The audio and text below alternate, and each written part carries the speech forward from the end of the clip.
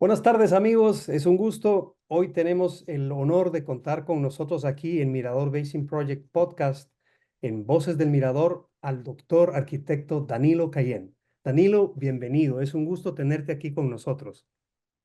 El gusto es mío, Gustavo. Gracias por la invitación. Mira, empecemos por la pregunta obvia. ¿Quién es Danilo Cayén?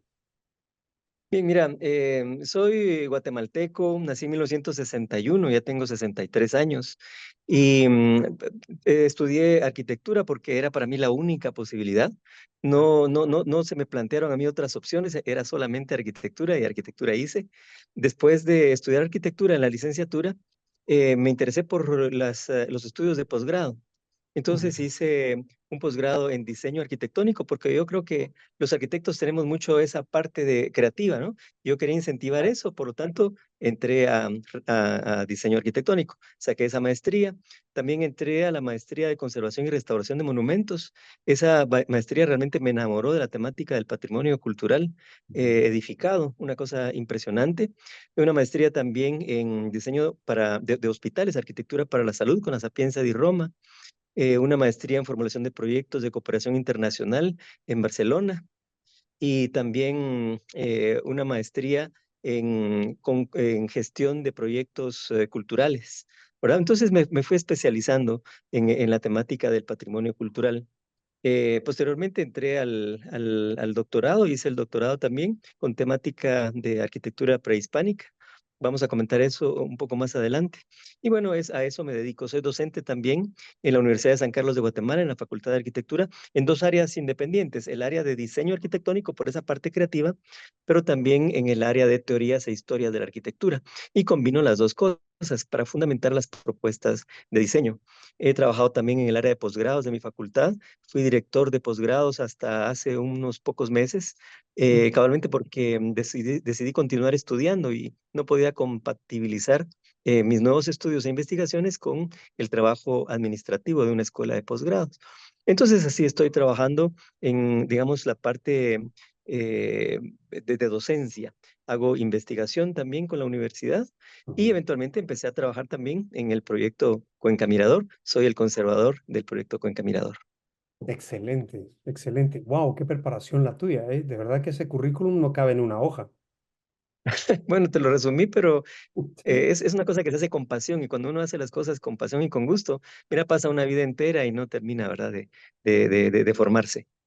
Claro, y cuéntame, Danilo, ¿qué te llevó al proyecto Mirador? Porque entiendo que ya tienes tiempo colaborando con el proyecto Mirador, indirecta o indirectamente, ¿no? Sí, sí, así es. Fíjate que estuve trabajando de parte de la universidad, con la nominación de Mirador como sitio UNESCO. Ujú, Se formó una mesa de trabajo multiparticipativa, a donde estaban muchas instituciones y una de ellas era la Universidad de San Carlos. Yo ujú, fui nombrado para representar a la universidad en ese proyecto. ujú. Pues no era solamente Mirador, sino que en realidad era la lista indicativa de sitios que podrían ser eventualmente considerados como patrimonio de la humanidad. Se formularon propuestas y al final de un tamiz fueron 18 sitios guatemaltecos los que formaron parte de esa lista y uno de ellos era Cuenca Mirador.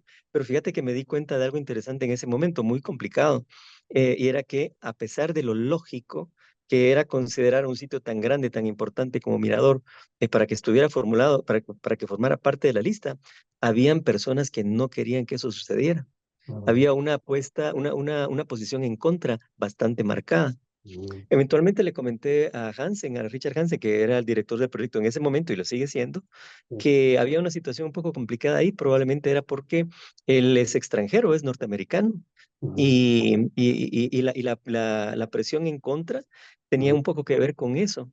Y le dije, pero mira, yo soy guatemalteco, yo soy guatemalteco y soy Universidad de San Carlos también. ujú. Bueno, eventualmente recibí una llamada del proyecto donde me preguntaban si no quería ser yo el conservador del proyecto Cuenca Mirador.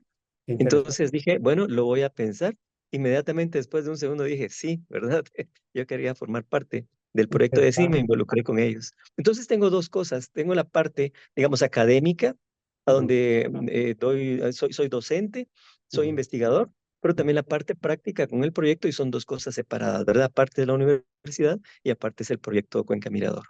Claro, qué interesante. Mira, y para que el público que nos escucha comprenda o pueda dimensionar, ¿cómo definirías la conservación entonces en términos generales y en términos específicos con el mirador? Bien, fíjate, te comentaba hace un momento, hay como diferentes niveles, ¿no? Cuando Ujú, se habla de restauración, ujú, estamos hablando de intervenir en una pieza que se quiere componer, se quiere arreglar.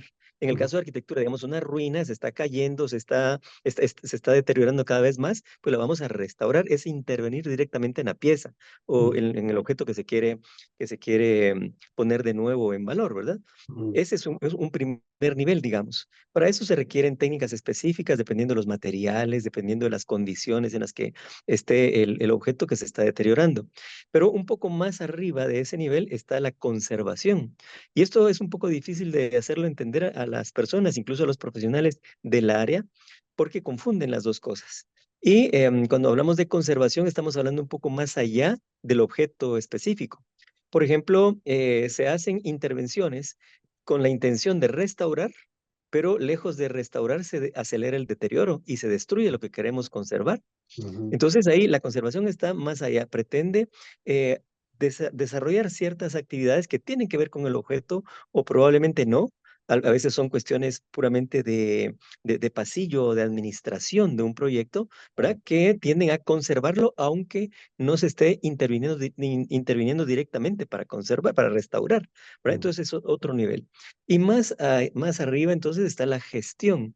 Entonces está restauración, conservación y gestión. Y la gestión sí tiene que ver con toda esa parte administrativa, jurídica, institucional, a donde se obtienen los permisos y se hacen todos claro. los movimientos para poder lograr, digamos, una intención de parte de un Estado, de parte de una institución, para que se logre conservar lo que se quiere conservar. Claro, y pues obviamente la arquitectura, por sus fundamentos, es que tú, o la pregunta sería, ¿cómo aplicas los fundamentos de la arquitectura en la conservación específicamente de un monumento prehispánico, por ejemplo, como lo puede ser la Danta en el Mirador o el Tigre, por ejemplo? Fíjate que allí hay una situación un poco complicada y yo trato de manejarla de la mejor manera posible porque, por un lado, como arquitecto, los arquitectos somos creativos y queremos hacer cosas, ¿verdad? Ujú, Hacer cosas en los edificios para ponerlos muy bien, para ponerlos bonitos, para ponerlos en una condición útil, ¿verdad? ujú, Y además reconocible para un público que no entiende esos espacios. claro. Eh, pero no siempre eso es adecuado. Entonces, la otra posición sería una posición mucho más conservadora, a Ujú, donde dice que dejemos a los edificios que mueran en paz, que mueran tranquilos, ujú, porque son una evidencia de un pasado que si alteramos ese edificio, alteramos esa evidencia, ¿verdad? Alteramos el escenario, ¿verdad? A donde se gestaron hechos que son parte de nuestro pasado. Entonces no hay derecho a intervenir en esos edificios. Yo me muevo en esas dos posturas y créeme, ahora yo particularmente puedo decir que soy conservador a ultranza, ¿verdad? Mi principal postura es no meter las manos en los edificios. ujú, Y cuando el claro, ser humano entra a intervenir en estos espacios prehispánicos que tienen siglos, milenios de abandono, cuando ujú, llegamos nosotros y los intervenimos por investigarlos o por restaurarlos, por hacer algo, aceleramos el proceso de deterioro. Eso claro. es más que evidente. Entonces sí, tenemos que movernos en esos dos extremos, ¿verdad? O una parte muy creativa a donde Ujú, queremos hacer del lugar un lugar maravilloso, ujú, con espacios para el turismo, para que las personas se sientan cómodas, que entiendan, que vean los edificios muy lindos. Y por otro lado, no meter las manos. Tengo que librar esa batalla conmigo mismo y tener una postura que sea adecuada para el caso específico. Y para Mirador, mi postura es no meter las manos. Por supuesto que se tiene que hacer investigación y eso implica intervenir edificios y la ciencia avanza y eso se tiene que hacer, pero no pasemos de eso. Digo ujú, esto porque hay muchos proyectos que pretenden hacer de estos lugares un Disneylandia, ¿verdad? Y claro. no se trata de eso. Claro, se trata de preservar. Y es que tiene Sí. todo el sentido, porque ahí hay un ecosistema y hay un equilibrio establecido por miles de años, probablemente, o no miles, pero tal vez cientos de años, que al llegar y alterar, pues está afectando ese equilibrio y obviamente la química y la composición se van a ver afectadas y eso va a dañar el edificio, por supuesto. O sea, exponerlo a veces es peor que dejarlo como está, claro. tiene sentido. Sí, esto que decís es exactamente como lo decís. Hay un equilibrio que se ha logrado obtener entre naturaleza y espacios culturales, ¿verdad? Producto del abandono, los seres humanos dejaron estos espacios Ujú, y fueron ocupados después por la selva. Y ujú, se logró ese equilibrio. Llegamos nosotros después como investigadores o como restauradores y queremos poner un edificio muy bonito como estuvo en aquella época, en su pasado, remoto. Y para hacer eso liberamos a la edificación de esa ujú, vegetación que tiene encima y demás. Tratamos de entender la volumetría y la recomponemos. Hacemos un trabajo bonito, pero quitamos esa cobertura forestal que era ujú, parte del equilibrio que había logrado ya obtener el ujú, edificio con su entorno. Y al ujú. romper ese equilibrio, pues imagínate las gotas de lluvia, las tormentas van a atacar directamente, van a erosionar más rápidamente el edificio y lo vamos a destruir. Aceleramos los procesos de destrucción al intervenir en ellos. Entonces, sí, mira, en el caso de la cuenca Mirador Calakmul, mi postura sí es no meter las manos por ese increíble patrimonio cultural que tiene y natural y el equilibrio que debemos preservar, ¿verdad? No solamente conocerlo, sino que preservarlo para asegurar que se mantenga para las generaciones futuras. Claro, y esto me lleva a al siguiente cuestionamiento. Eso significa que va de la mano la conservación de esos edificios y esas estructuras con la conservación de su medio ambiente. Así es un conjunto, ¿verdad? Es todo un contexto el que hay que preservar. No se trata de la Danta o el Tigre, ¿verdad? No se trata de la Acrópolis Central o del panel de los héroes gemelos. Se trata de todo un territorio que fue no solo la cuna de la civilización, sino que el espacio más avanzado durante todo el periodo preclásico en todo el continente americano. No había ningún lugar que tuviera el avance que tuvo la sociedad en ese espacio. ¿Verdad? Muy bien delimitado el interior de la cuenca, ¿verdad? Allí fue que se generó todo este movimiento cultural que se desarrolló tan extraordinariamente y Ujú, también decayó. Pero la evidencia de todo eso, del apogeo y de las decadencias hasta el colapso, la evidencia de eso está ahí. Nosotros no lo podemos alterar. ¿Verdad? Por muy bonito que lo querramos poner o accesible. ujú, No, no, esa es una evidencia histórica que tenemos que conservar a ultranza, sea como sea, lo debemos conservar. Ese término que se está usando de santuario, ¿verdad? De declarar al sitio como un santuario es un espacio intocable, ¿verdad? Intocable en el sentido de claro. que cualquier acción que se haga tiene que asegurar la permanencia de todo el conjunto, o sea, de la naturaleza y de la cultura, ¿verdad? No, no quiere decir tampoco que sea inaccesible totalmente, no. Claro. Actividades se consienten como la investigación, por ejemplo, y alguna explotación turística, pero no el uso masivo de estos lugares para no alterar ese equilibrio logrado con, sí, miles de años, miles de años. Claro. ¿Y cuáles dirías entonces que son las amenazas que presenta la conservación? Porque me haces pensar ahorita con todo el estudio que tú tienes, inclusive en Italia, ¿verdad? Que hay, y en Grecia, por ejemplo, que tienen conservados los edificios, pero expuestos. Aunque allá obviamente no es la misma vegetación ni el mismo ecosistema, por lo tanto no han tenido ese problema, pues, o no problema, sino esa circunstancia, ¿verdad?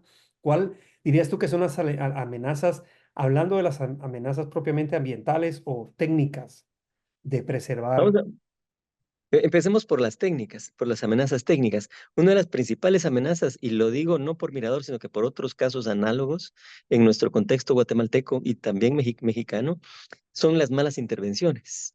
Las Ujú, malas intervenciones son una alteración terrible de estos espacios. Y te ujú, pongo algunos ejemplos. Fíjate, el caso de Tikal. Tikal que en su momento, pues, bueno, se descubre, se estudia, se investiga, ujú, en un momento en el que la arqueología en nuestros ambientes estaba en pañales, ¿verdad? 1950, 1960, no estaba tan desarrollada la arqueología en América. ¿Verdad? ujú, Habían proyectos norteamericanos y estaban universidades norteamericanas interviniendo y hacen investigación en pirámides y para eso hacen excavaciones y excavan y hacen calas y otra excavación hasta que los edificios se derrumban. Hay edificios en Tikal que no conocemos ahora porque se derrumbaron, ¿verdad? Esa intención que había de investigación y de restauración también solo contribuyó a la destrucción de esos espacios. ¿Verdad? Estamos hablando de Tikal, estamos hablando de Tikal, estamos la joya de hablando la corona. la joya de la corona y universidades como Pensilvania, ¿verdad? Entonces sí, se han cometido, digamos, pecados o son costos de aprendizaje muy altos. Mm. El caso de Washington, en Washington se pasó un tractor atravesando toda la ciudad para poder entender la estratigrafía y ver los periodos anteriores, los periodos constructivos anteriores. Así se descubrió que los mayas construían una cosa sobre otra y sobre otra y sobre otra y seguían así creciendo, ¿verdad? En diferentes niveles, porque pasaron un tractor. Claro, Esas pero cosas ya no se pueden. Sí, entonces esas intenciones de investigación fueron terribles para la conservación de los espacios, ¿verdad? Y fíjate que más recientemente, por ejemplo, en Yashá, por una decisión de Estado, se hizo una intervención drástica y se hicieron edificios nuevos. Por lo tanto, ya Yashá no se considera auténtico por eso, porque fue alterada su morfología. Ujú. ¿Verdad? Y eso fue hace, ¿qué? Unos 10, 20 años que se hicieron estas intervenciones, o sea, son recientes, ya con las nuevas tendencias y los nuevos criterios de conservación y restauración. Sin embargo, nunca se sabe qué puede pasar y ahora en el 24, muchas intervenciones de Yasha ya están colapsando. Están colapsando y no habían colapsado antes. Fueron las intervenciones las que hicieron colapsar a los edificios. Entonces, estas intervenciones mal realizadas son la principal amenaza de estos sitios, por muy buena intención que tengamos, Ujú. ¿verdad? Ujú. Esas son amenazas muy serias, pero Ujú. también están las amenazas del cambio climático. Claro. El cambio climático, ya pasando a la otra parte de tu pregunta, Ujú. esa situación de entorno natural y ambiental, ese cambio climático seguramente afecta los periodos de sequía prolongados o las Ujú. lluvias intensas. Ahora cae demasiada agua en muy poco tiempo y el resto del tiempo toda esa vegetación se convierte en una masa combustible. El riesgo de incendios forestales es muy alto, cada vez más alto, el calor intenso, ¿verdad? Es un problema bastante serio. Entonces sí, realmente el lugar está en un equilibrio sumamente delicado. Por eso es que yo propongo no meter las manos, ¿verdad? Que los espacios se preserven y que sea la tecnología actual y futura la que nos permita ver más allá. Excelente, mira, y eso justo me lleva a la siguiente pregunta que es sobre la tecnología. ¿Cuál consideras Ujú. entonces que es ahora entiendo que tú manejas drones y hay cierta tecnología ahí? Me gustaría que nos contaras un poco cómo la tecnología actual puede ayudar a la preservación de esto del mirador.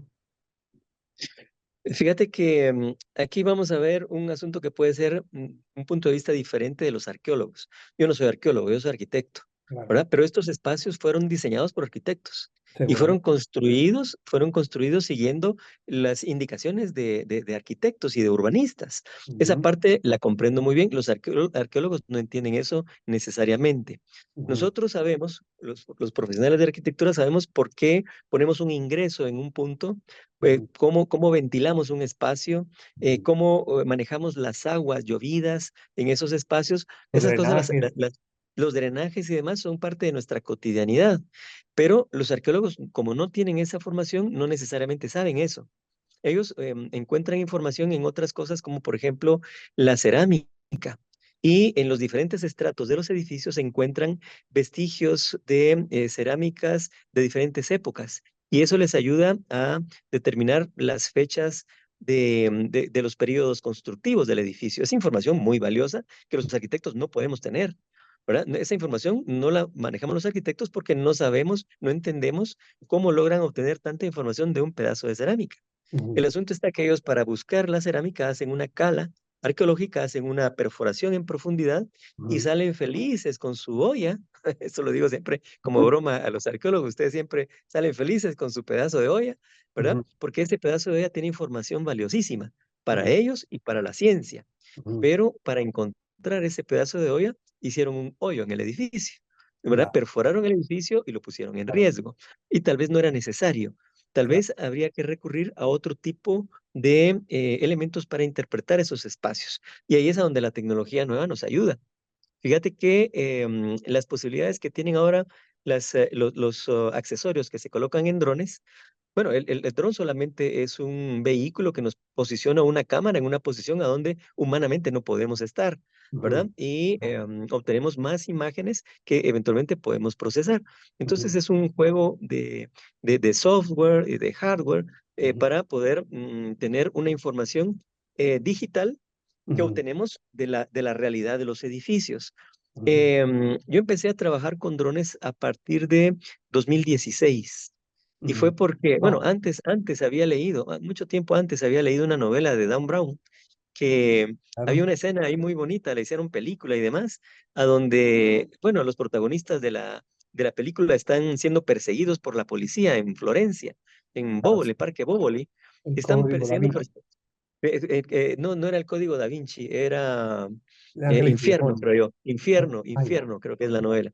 Entonces están corriendo estos personajes y la policía anda detrás de ellos, pero con drones. Y la policía estaba en su oficina, ¿verdad? Viendo en Claro, pantalla a dónde se escondían y a dónde entraban y a dónde salían y claro. demás. Esa fue el primer contacto que yo tuve con drones en esa novela, ¿verdad? Entonces, cuando en Facebook encontré un anuncio de un curso de pilotaje de drones en España, me inscribí y saqué el curso, ¿verdad? Un curso A muy interesante. 2016 los drones empezaban. El- Fíjate que no empezaban a ser públicos o a Públicos. ser accesibles al público, pero Sí, como es tecnología militar, pues ajá, en esos ambientes ya hacía rato que estaba procesándose. Incluso claro. yo conocí a tengo una amiga, pariente de mi esposa italiana, que ella me comentó que estaba trabajando con un proyecto de la Universidad de Caserta, a donde trabajan mucho con ingeniería aeroespacial, y Ujú, estaba diseñando un helicóptero de una sola hélice. Un helicóptero de una sola hélice.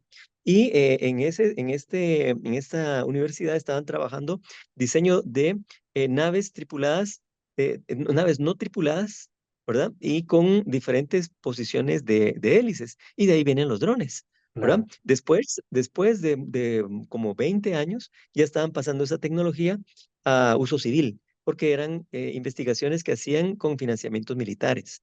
¿Verdad? O Ujú, sea, esta temática desde hace rato se está trabajando. Pero yo hasta el 16 fue que tuve contacto con eso y tuve mi primer dron, que fue un Phantom 4, ¿verdad? Del Phantom 4 a lo que se hace hoy hay una gran diferencia.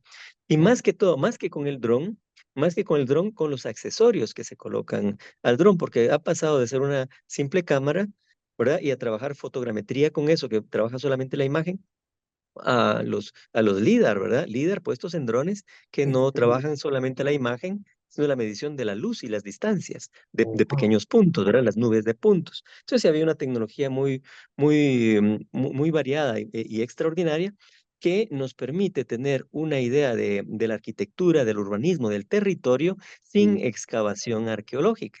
Eso es lo Wow, interesante, claro. porque nos evitamos, digamos, todo ese posible deterioro. Y ahora con estas informaciones LIDAR, que podemos atravesar la selva y llegar, digamos, al suelo, y con alguna otra tecnología también al subsuelo, ahora podemos ver, digamos, alineaciones de piedra debajo de la tierra que En fueron serio. colocadas por los seres humanos con cámaras muy sensibles, ¿verdad? Esas cosas las podemos hacer ahora sin excavación arqueológica. Bueno, la excavación arqueológica es necesaria, por supuesto, no puedo decir que no, y menos en un contexto como el proyecto Cuenca Mirador, Claro. que el 90% del personal, de los profesionales que trabajan, el 80% son arqueólogos, Ujú. porque sí es una información muy valiosa para la ciencia la que obtienen. Pero mi posición como arquitecto es aportar para la conservación, para la restauración y para la interpretación de esos espacios, prescindiendo de la excavación arqueológica. Interesante. Y ahorita me llevaste a pensar también en el urbanismo de esas ciudades y cómo los mayas en ese momento que prácticamente iniciaban su civilización lograron concluir tan acertadamente ese tipo de, ¿cómo sería? Dogmas o de sí, de conocimiento para decir, bueno, aquí ponemos este edificio, aquí va esta calzada, aquí va esto, los drenajes de las... Porque obviamente esos edificios, aún en su época vigentes, habrán tenido mantenimiento, o sea, preservación o conservación Sí, por ellos mismos, ¿no? Porque la lluvia igual habría sol.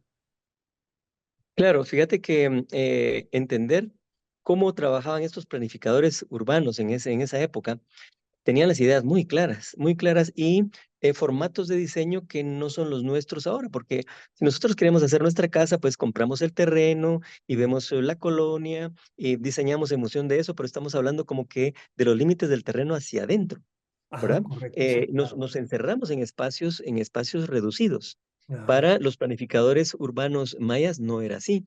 Ellos trabajaban con formatos a nivel de región, de territorio y a nivel de cosmos. La posición de las diferentes acrópolis de la ciudad obedecen a esquemas que tienen que ver con el cielo.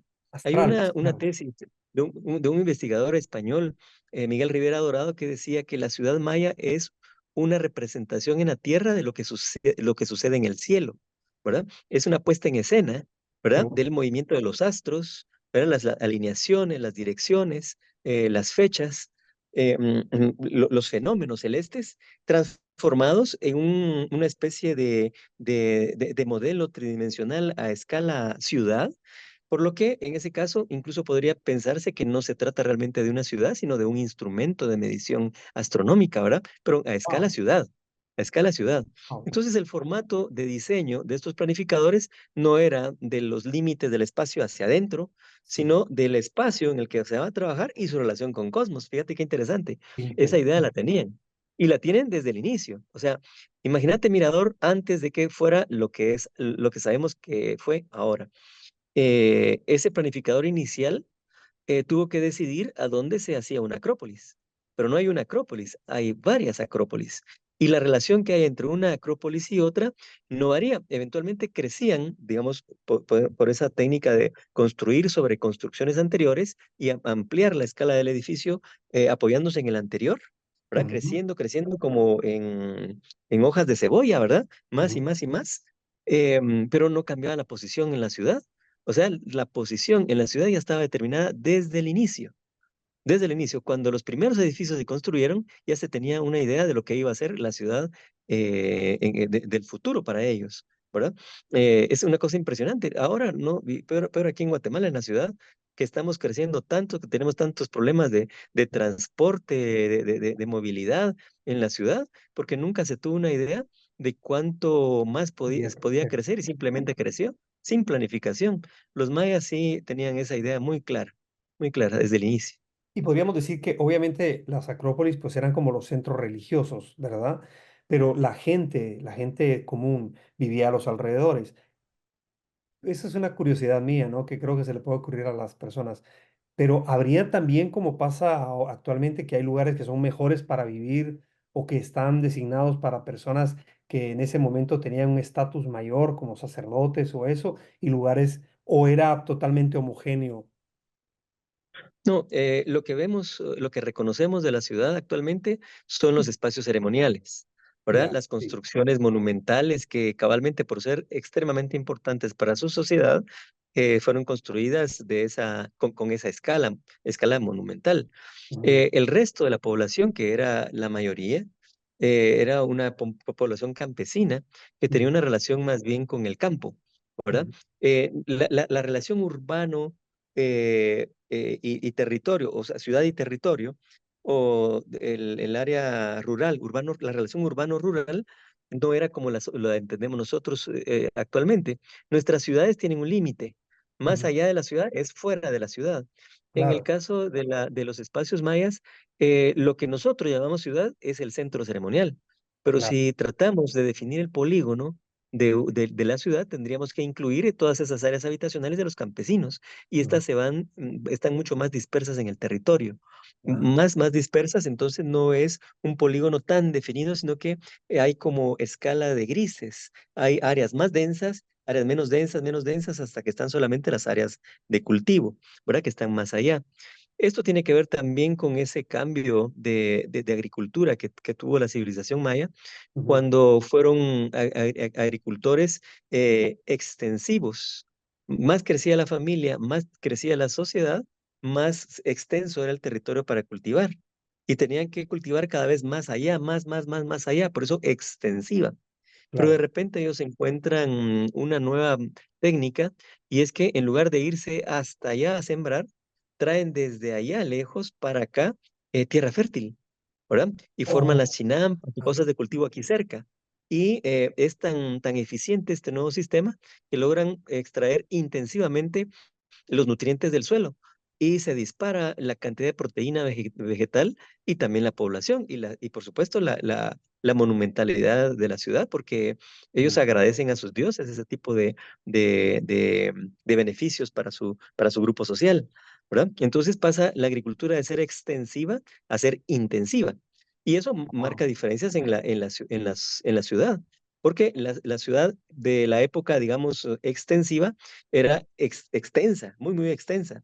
Pero cuando concentran la proteína vegetal y tienen más proteína vegetal y la dedican a la construcción, la dedican a hacer sus edificios principales más grandes y cada vez más y más y más grandes. Entonces claro. también se intensifica y se focaliza la actividad constructiva.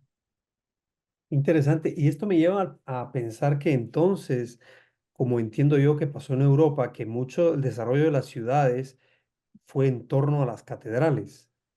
¿Verdad? O sea, el proyecto de la catedral que tardaba muchísimos años hacía que la gente fuera viviendo alrededor de ella. Y es aquí prácticamente me estás contando lo mismo, ¿no? Que el hecho de que los centros ceremoniales, pues son una parte bien importante de su vida, la gente empieza a vivir alrededor de ellos y a tratar de estar lo más cerca de ellos. ¿Es Sí, así? sí, así se da. Y respondiendo entonces a la pregunta que me hacías con respecto a la sectorización de la población y las élites en los espacios urbanos, bueno, no hay una sociedad tan diversificada. Sí, hay por supuesto una clase noble, ¿verdad? Que es la que va a vivir en palacios. Hay una clase religiosa o digamos sacerdotal, que es la que Ujú, va a habitar en los templos. Habrán artesanos muy especializados, ¿verdad? Artes muy llevadas a un nivel de exquisitez muy alto, sí, ¿verdad? Los constructores especializados, pero la mayor parte de la sociedad es campesina, ¿verdad? La bien, mayor parte, la masa de la sociedad están dedicados al cultivo, ¿verdad? Y a obtener esa proteína vegetal, y eso es lo que alimenta el sistema. Entonces, el sistema se alimenta por eso. Estas personas no van a habitar en los espacios que conocemos ahora, ¿verdad? Van a habitar en espacios que se llaman de arquitectura no visible, ¿verdad? Esas chozas que tuvieron se construyeron en material deperible, de tal manera que se destruyeron muy rápidamente y no llegan hasta nosotros ahora. Sin embargo, una investigación muy interesante de Kevin Johnston, no sé si lo conoces, arqueólogo ujú, extraordinario, recibió un premio por eso, un premio a la investigación pura. Fíjate, ujú, yo no sabía que era investigación pura, pero ujú, estaba en Adanta una tarde contemplando una puesta del sol. Era invierno, pero estaba despejada esa tarde y pude ver una maravillosa caída de sol. Según yo estaba solo, no había ujú, nadie más en Adanta y de repente me asustaron por detrás dos personas, ¿verdad? Un ujú, señor mayor y una ujú, chica muy hermosa, preciosa, atlética, que era la guía del señor mayor. ujú, Y bueno, nos saludamos, nos presentamos y me comentó él que venía a Mirador para darle un premio a uno de los investigadores. ¿Y quién era el investigador? Kevin Johnston, ¿verdad? Me emocioné mucho porque Kevin se sentaba a la par mía en el laboratorio ujú.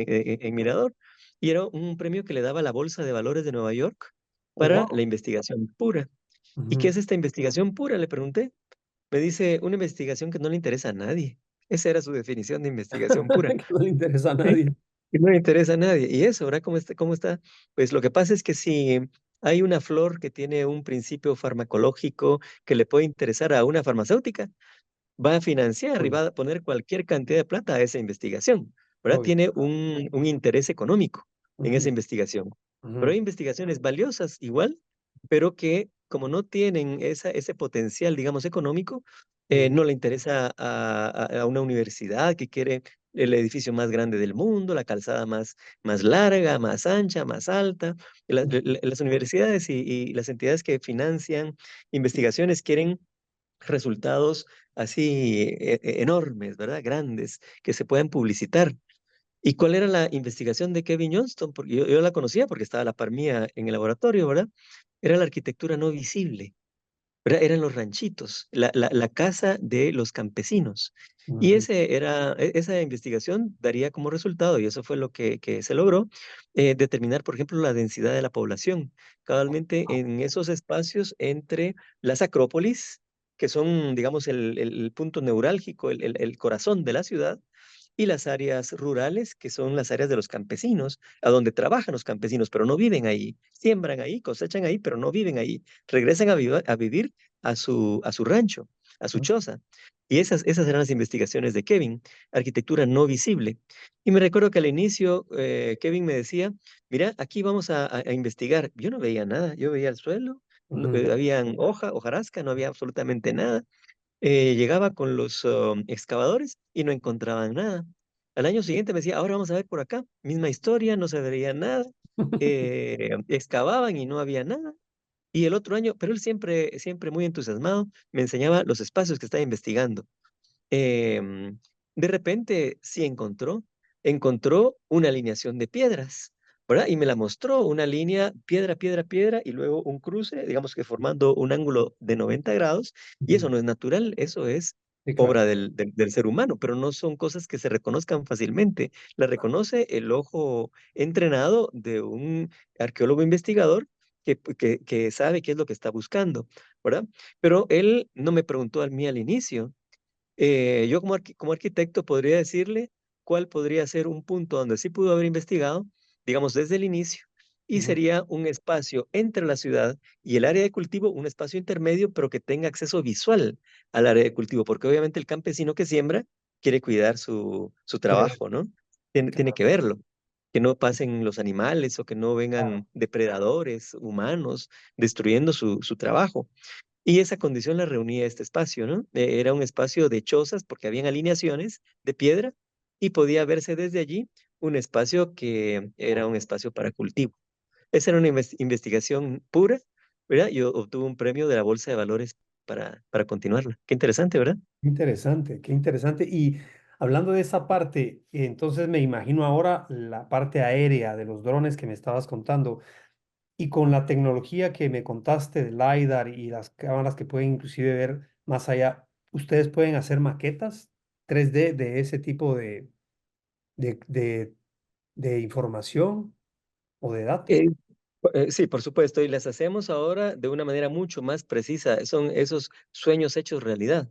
Porque Mm, antes, pues al hacer una maqueta usábamos materiales, por decir madera, yeso, ujú, papel, cartón, metal, ¿verdad? Materiales para reproducir una realidad volumétrica distinta. O sea, si el edificio era de piedra, nosotros no lo íbamos a hacer de piedra, lo íbamos a trabajar en un material que pudiera parecer piedra, ujú, pero que nosotros modeláramos más fácilmente, con dibujos hechos por arqueólogos o geógrafos, ¿verdad? Mapas, planos, levantamientos, alzados, cortes, elevaciones de los edificios, y con eso hacíamos una maqueta que podía tener un uso, por decir algo, didáctico para un público.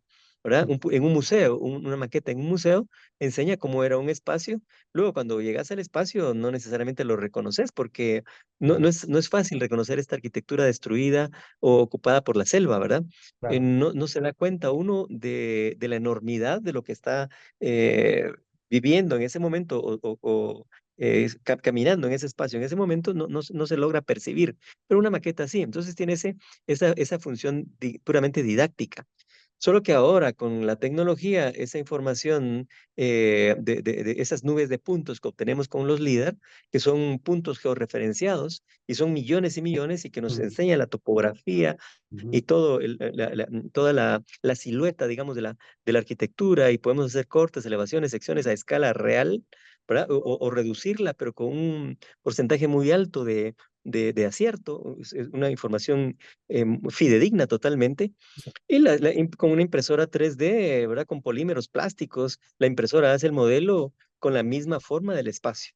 Pero como arquitecto no es tanto hacer un modelo del espacio como está actualmente lo que me interesa a mí, sino ver cómo fue esa arquitectura en su tiempo de apogeo. Y entonces en los modelos digitales sí hago planteamientos hipotéticos, lo que en un edificio real no se puede hacer. pero la restauración tiene límites, la conservación tiene límites. Cuando intervenimos en edificios, podemos intervenir hasta donde llega la hipótesis, hasta donde empezamos a plantearnos hipótesis. ¿Será que esto era más alto? ¿Será que aquí había un muro? Si nos planteamos la duda y es una hipótesis, solamente no intervenimos, ahí paramos, ¿verdad?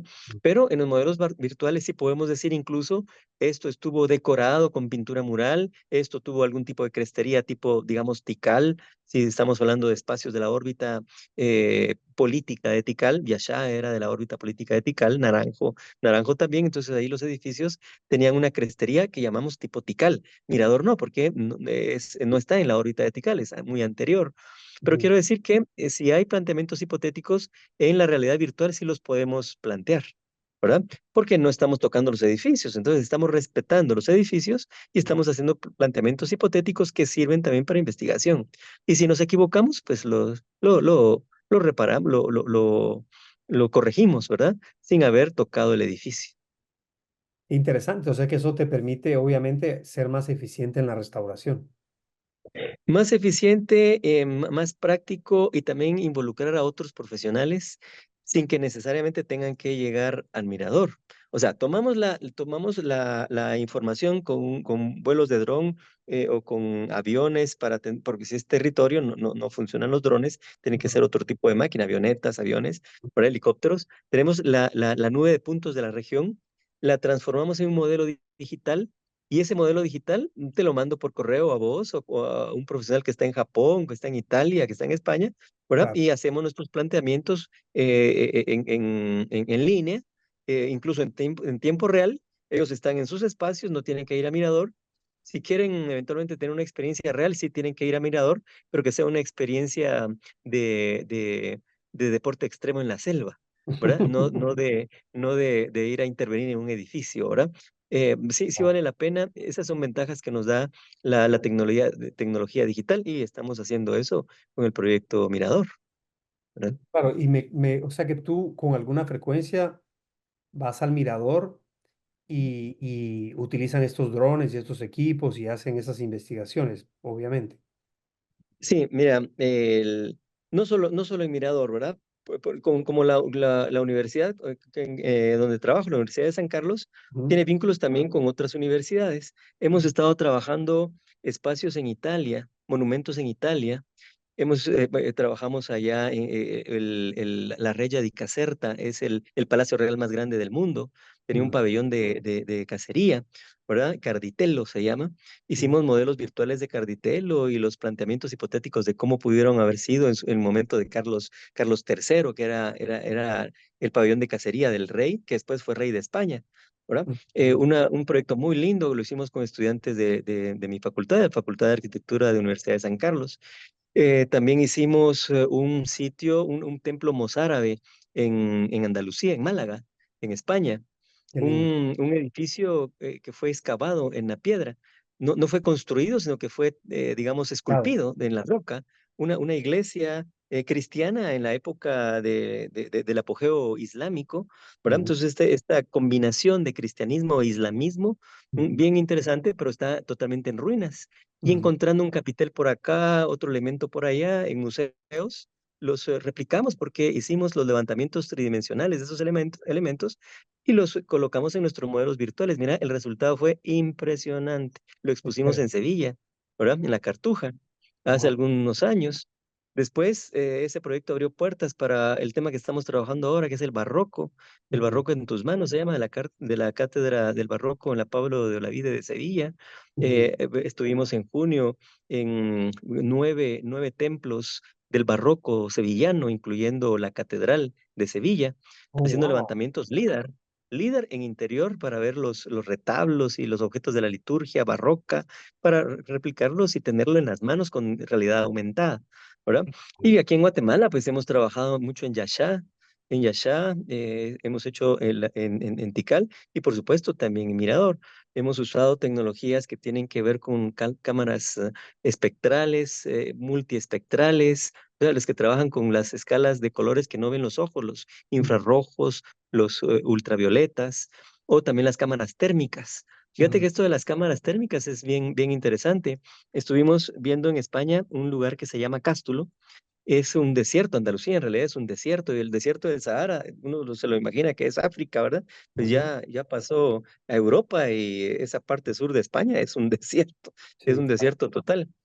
Esto nos sirve porque hacemos contraste de usar esta tecnología en lugares tan, tan húmedos o tan verdes como la selva de la Reserva de la Biosfera Maya, o tan desérticos, tan secos como Andalucía en España, y así calibramos equipos, ¿verdad? El Ujú. asunto está que en este lugar, Cástulo, hicimos unos vuelos con cámaras térmicas y hacíamos el vuelo y la toma del territorio, el registro del territorio a pleno sol, digamos que al mediodía, Ujú. cuando la Tierra está muy caliente, Ujú. ¿verdad? Y la cámara térmica registra el calor, los niveles de calor. Claro, Y después hacíamos el vuelo por la misma área. Esa es los drones pueden hacer exactamente el mismo vuelo las veces que le digas, lo programas. y tomamos las mismas fotografías, pero en la noche, cuando ya la Tierra se estaba enfriando. Pero Ujú. la Tierra se enfría a una rapidez distinta de la piedra. Entonces, Oh, en la noche, la piedra que está debajo de la Tierra todavía está prueba el caliente calor. y emite ese calor que la cámara reconoce. Y al contrastar el día con el calor y al alterar esas unidades ya de color, ¿verdad? El color del calor, ya vemos estructuras o alineamientos de piedra debajo del suelo sin excavación arqueológica. Qué interesante. Claro, Sí, aparecen las piedras calientes, por así decirlo, sí, en el sí, mapa. Claro, claro, sí. claro, qué interesante. Sí, ¿y cómo ves tú el futuro de la conservación entonces, con todo esto que se viene y qué influencia puede tener la inteligencia artificial ahora que está muy de moda también? Mira, la inteligencia artificial impacta seguramente todas las actividades de investigación en el mundo, Ujú. ¿verdad? Ya Internet fue una gran ventaja Ujú. porque tuvimos en línea acceso a grandes bibliotecas, a muchos archivos, y el Ujú. investigador encuentra cualquier cosa en el archivo de Indias o en cualquier repositorio, ¿verdad? Que Ujú. tiene información. Y el problema viene a ser la enorme cantidad de información, ¿verdad? Al revés de antes. Al revés Claro, que antes costaba encontrar algo, ahora encontramos tanto que cuesta de filtrar esa ¿quién información. lo Hay que lee? recurrir. Ah, ¿quién lo Sí, lee? hay que. ¿Quién lee todo eso? ¿Quién lo filtra, verdad? Hay Ujú. que recurrir a algoritmos específicos para filtrar bajo ciertos parámetros. Ujú. Es un problema la enorme cantidad de información para el investigador. Y ahora con inteligencia artificial le estamos dando a la inteligencia artificial la potestad de decidir, ¿verdad? ¿Qué investiga, cómo investiga, por qué investiga y da un resultado? Y no lo Ujú. hicimos nosotros, lo hizo la inteligencia artificial. Ujú. Es una gran ventaja porque es como pensar que tenemos investigadores a nuestro servicio, todos los que Claro, querramos, un ¿verdad? ejército. Pero un ejército de investigadores a nuestro servicio. El problema está que pueden investigar y ser certeros o no. ¿Y quién revisa qué es adecuado o no? ¿Verdad? O sea que se multiplica el problema de la certeza. ¿Verdad? Es un problema bastante serio porque la inteligencia artificial da información Sí, pero y resulta la, que y la no redacta lo de una es. manera que parece, te la ofrece de una manera que parece real. Ajá. Y que no se puede Con detectar. certeza. No se detecta que fue hecha por una inteligencia artificial y no por una persona. Pero son grandes avances de la tecnología, y de alguna manera los tenemos que aprovechar. De alguna Ujú. manera los tenemos que aprovechar. Nosotros trabajamos en mi facultad con inteligencia artificial, y lo que hacemos es que hacemos investigación de un sitio, por ejemplo, el grupo, la Acrópolis del Tigre en Mirador, por ejemplo, Ujú. ¿verdad? Ujú. Vemos todo lo que el proyecto Mirador ha entregado al Estado, y son mapas, son cortes, elevaciones, secciones, información medible, científica, verificada, ¿verdad? O sea, tenemos esa información y con eso hacemos modelos no LIDAR de nube de puntos, sino que modelos sólidos con otros programas, AutoCAD, Revit, programas para la tercera dimensión. Eso los podemos llevar a modelos digitales y lo podemos llevar a impresión digital para hacer maquetas 3D. Pero no es ese nuestro objetivo. Cuando ya tenemos los edificios, entonces los pasamos a interpretaciones en realidad, con inteligencia artificial, y el resultado es impresionante, Cuando hablas de impresionante. interpretaciones, ¿a qué te refieres? Renderizaciones, no sé si conoces el término, es una presentación arquitectónica que parece real, Ya, fotorrealista, ya. ¿verdad? No Ya, es ya. un dibujo de un arquitecto, no es una Claro. presentación en Lo acuarela, convierte lo trae a la realidad, digamos. Lo lo trae a la convierte. realidad, pero tan Sí. real que parece que tomaste una fotografía, ¿verdad? Wow. Y le pones incluso las personas de aquella época, como estamos experimentando y los chicos de 20 años no necesariamente son un buen filtro, ellos dicen al prompt que quieren poner por ejemplo, pobladas con una población indígena, que se está ocupando los espacios, una población indígena. Y aparecen indígenas puestos allí, ¿verdad? Que los ves, les tomaron la foto ahí, pero son indígenas del Ártico, ¿verdad? O tal vez peruanos, ¿verdad? No, Claro, claro, claro. la inteligencia artificial todavía no distingue y Sí, los chicos claro, tampoco. Entonces hay claro. que ir depurando cada vez más la información para que dé como resultado una información más certera, más creíble, ¿verdad? Pero a primera vista es un trabajo impresionante el que hace la inteligencia artificial. Hay que ponerla a trabajar. Claro, claro, me parece muy, muy interesante tu punto de vista, porque prácticamente lejos de como muchas personas temen de la inteligencia artificial, tú lo estás viendo como una herramienta. Eso es, pero fíjate que siempre ha sucedido así. Antes de la escritura, los poetas, así se llamaban, ¿verdad? Estos poetas se memorizaban historias como la Ilíada y la Odisea. ¿Verdad? Ujú, Eso era una memoria que pasaba de generación en generación. Entonces, el poeta le enseñaba a los nietos y esto le enseñaban a sus nietos y así iba pasando la información porque no existía la escritura. De ujú, repente alguien inventó la escritura, un grupo social, y esa información pasa a convertirse en libro, en ujú. una historia escrita en libro, y la gente dejó de memorizarlo. Porque estaba en el libro. ¿Para qué memorizar un Claro, libro? Memorizar un libro si ahí está, ¿verdad? También, cuando yo estudié arquitectura, yo dibujaba a mano, ¿verdad? Yo dibujaba a mano y mis rapidógrafos. Mi papá usaba tiralíneas, yo usé rapidógrafos. Ya hubo un cambio en nuestras generaciones, la de mi padre y la mía. Pero ya hace rato que no dibujo a mano, todo lo hago digital, ¿verdad? Y dentro de poco ya no usaremos tampoco estos programas que actualmente estamos usando y recurriremos a inteligencias artificiales. Ese desarrollo se ha dado siempre claro, y lo que hay que hacer es adaptarse a las nuevas tecnologías, ¿verdad? claro, claro. Y sacarles partido, ver los beneficios que tienen. Ya no aprendemos las cosas de memoria como lo pudo haber hecho Homero, ¿verdad? Sí, Homero, de la Ilíada, que mm, en realidad no era una persona, era una institución que tenía la memoria del pueblo, la memoria colectiva del pueblo. Pero cuando ya estaba el libro, no había necesidad de memorizar. Ahora que aparece la inteligencia artificial, ¿será que vamos a dejar de pensar para darle esa prerrogativa a las máquinas? Pues es el dilema filosófico en el que estamos en la actualidad, pero sí, por ahí vamos, ¿verdad? Entonces, lo que yo puedo hacer actualmente como arquitecto guatemalteco en un entorno específico de academia, por un lado, y de práctica profesional afuera, por otro, y de la investigación, es utilizar estas herramientas, pero estar, como dicen, ojo al Cristo, verificando que haya una certeza desde el punto de vista de la limitada mente que tenemos, ujú, ¿verdad? Que, ujú, que, que sea información que pueda convencer a la comunidad científica de la certeza o del proceso que se utilizó para obtener algo. Ahí estoy satisfecho. Por el momento, no sé, lo que hagan mis estudiantes más adelante cuando les toque a ellos estar al pie del cañón y formando nuevas generaciones, porque las tecnologías estarán más avanzadas y probablemente cambie todo el proceso académico de enseñanza-aprendizaje, ¿verdad? Ya estamos viendo mucho de esas cosas. Pero claro, también estamos viendo otro problema, y es el problema de estas nuevas generaciones que creen saberlo todo porque lo tienen en el teléfono celular. Y en el teléfono celular tienen mucha información, pero no la tienen en su cabeza. Y si claro. se les va a internet y pierden datos, no saben absolutamente nada. Mm. Entonces también esos riesgos pues ya los estamos viviendo ahora. Claro, ¿y qué consejo le darías entonces, ya para terminar, Danilo? ¿Qué consejo le darías entonces a esa generación joven que está ahorita en la puerta de decidir si estudia arquitectura o que tiene la vocación, que siente la vocación por la arquitectura y la conservación? ¿Qué consejo le darías? Que se forme, que se forme. La arquitectura es una disciplina que tiene muchas variantes.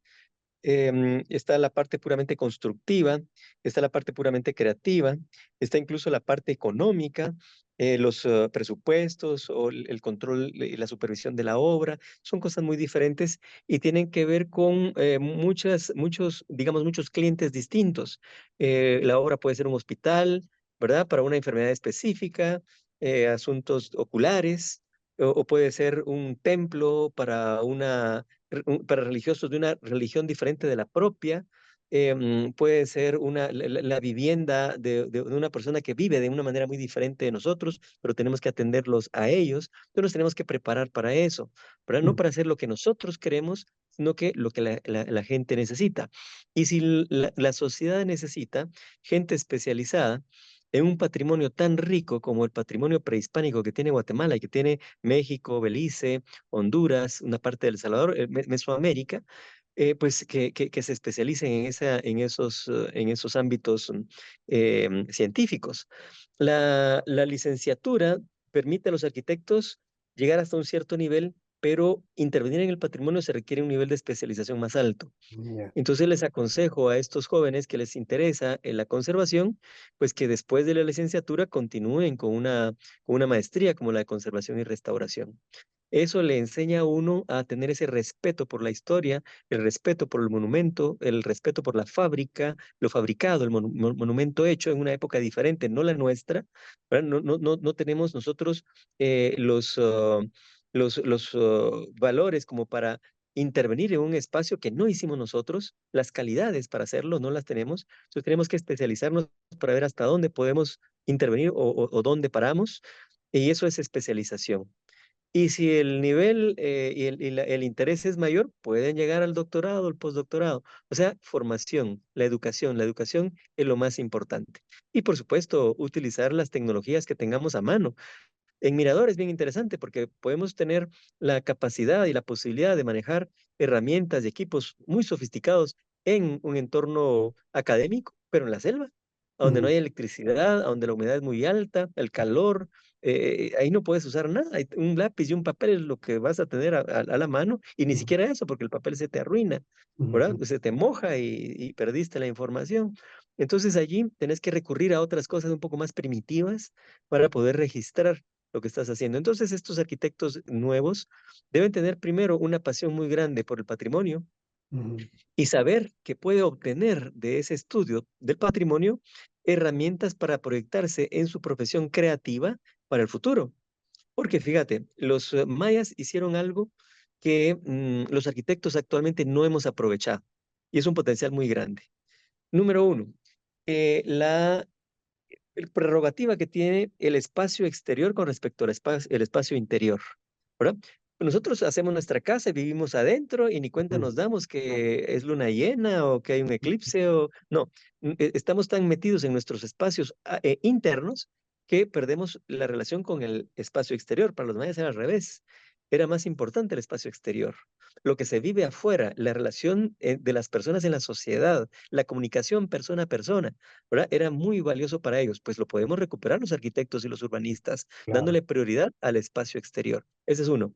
Otro, el manejo de la luz, ¿verdad? El manejo de la luz que tuvieron los mayas. Imagínate un templo como Chichén Itzá, el castillo de Chichén Itzá, Ujú, y que en el solsticio, cuando sale el sol, se proyectan los laterales de la pirámide en las alfardas y se dibuja la serpiente de luz, sí, porque viene Cuculcán del cielo para comunicarse con los hombres en la tierra.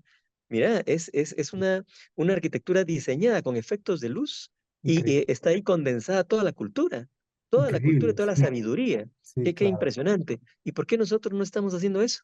Ujú, Si de claro. todas formas hay solsticio y equinoccio y el sol sale todos los días, gracias a Dios.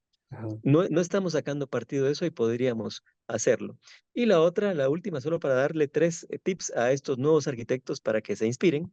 em, la relación del espacio con el cosmos, ¿verdad? No diseñar el límite del terreno hacia adentro, la cocina, el comedor, la sala, ¿no? Sino la relación de esos espacios con la posición de la luz, las estrellas. Imagínate ver desde tu sala la luna llena cuando sale, claro. ¿verdad? Belleza, Pero no, tenés una belleza. ventana y tenés unas persianas venecianas y no te das cuenta de lo que pasa afuera, Ujú. ¿verdad? Pero diseñar en función de ese contexto cósmico es otro de los grandes valores de la arquitectura maya. Yo creo que esas serían unas buenas recomendaciones para la gente joven y ver todo lo que se puede hacer en esos tres temas, ¿verdad? Excelente consejo has dado, Danilo, de verdad que muy bueno. Creo que ahí este es material que deberían de ver las personas que están pensando estudiar arquitectura porque tu perspectiva es completamente diferente. Yo personalmente te agradezco tu tiempo y el tiempo que nos has dedicado aquí en Voces del Mirador. De verdad que es un orgullo contar con una persona como tú, con tanto conocimiento y además con tanta facilidad para explicarlo y enseñarlo. Así que de verdad te agradezco muchísimo tu participación. No, gracias. Como te dije al inicio, estoy agradecido con ustedes, cabalmente, por invitarme y compartir esto con un público más grande, un público mayor, que esperamos que sean más y más personas. Y si a alguna persona le interesa, si a alguna persona le interesa, ya hicimos nuestro trabajo, ¿verdad? Claro, Y si son claro, más, mejor. claro, con una persona que estudiara arquitectura con la visión que tú acabas de explicar, ya sería un gran trabajo y seguramente un gran arquitecto. Sí, gracias, Gustavo, por invitarme y estoy para servirles en cualquier cosa. Encantado, encantado, Danilo, que estés muy bien. Hasta luego. Hasta luego.